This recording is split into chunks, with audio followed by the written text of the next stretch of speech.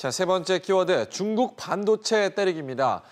중국의 기술 굴기에 급제동이 걸렸습니다. 미국이 중국 반도체 제조업체죠. 푸젠 진화에 대한 미국 기업 수출을 제한했고 또 AMD 같은 미국 반도체 장비 기업들의 부품, 소프트웨어, 기술을 사실상 중국이 수입을 할 수 없게 됐습니다. 어저께 우리나라 증시에서 삼성전자하고 SK 하이닉스, 우리나라 반도체 제조 회사들의 주가가 크게 올랐어요. 예.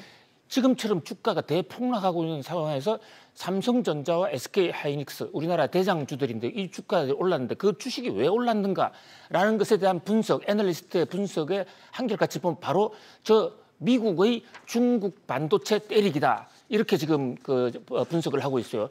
푸젠 진화라고 2016년에 출발한 아주 굉장히 성장세가 무서운 중국의 반도체 회사가 있습니다. 중국 복건성에 있는 회사인데요. 저게 바로 시진핑의 중국 반도체 기술 굴기의 꿈을 갖고 있는 회사예요. 예. 한국과 미국에 뺏긴 반도체를 중국이 탈환하겠다. 그래서 세계 제1의 반도체 국가가 되겠다는 그 꿈을 바로 푸젠 진화가 앞장을 서고 있는데 어제 미국이 저 회사에 대해서 아주 강력한 제재를 때렸습니다. 그래서 이 푸젠 진화는 미국 수출길이 사실상 막힌 것이 아니냐. 또 수출길만 막힌 게 아니라 반도체 장비를 가져올 수 없기 때문에 생산이 차질을 빚을 수가 있습니다.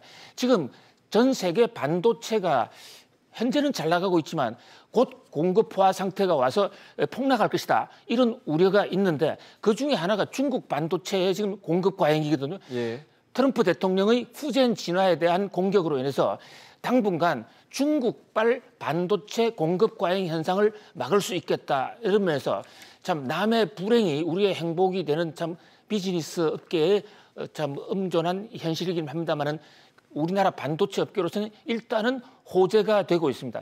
저 사건은 사실은 이 푸젠 진화가 미국의 반도체 회사 마이크론의 기술을 뺏겼다라는 그런 의혹으로부터 시작됐어요. 마이크론이 기술을 푸젠 진화가 자기들의 기술을 뺏어간다 해서 소송을 제기했죠. 소송을 제기하고 트럼프 대통령이 이 문제를 해결해 달라고 그러니까 중국은 오히려 마이크론의 중국 진출을 막아버렸습니다.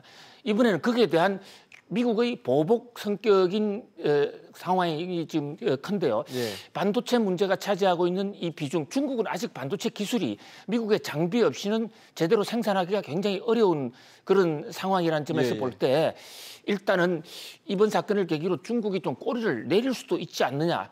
지난번에 ZT라고 중흥 통신이죠. 중신통신입니다. 중국말로는.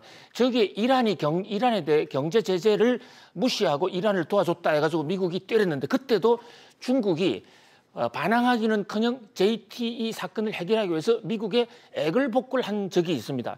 푸젠 진화 사건에도 중국이 결코 지금 유리한 입장이 아니에요.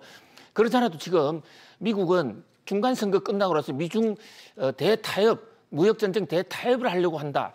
또 11월 말에는 G20에서 시진핑 국가주석과 트럼프 미국 대통령의 대타협 회담이 지금 예정되어 있습니다. 그것 때문에 어저께 밤에 뉴욕 증시도 좀 올랐습니다만 푸젠 진화 사건이 어떻게 보면 미중 간의 대타협으로 가는 하나의 분기점이 될 수도 있다라는 그런 기대도 나오고 있습니다. 예.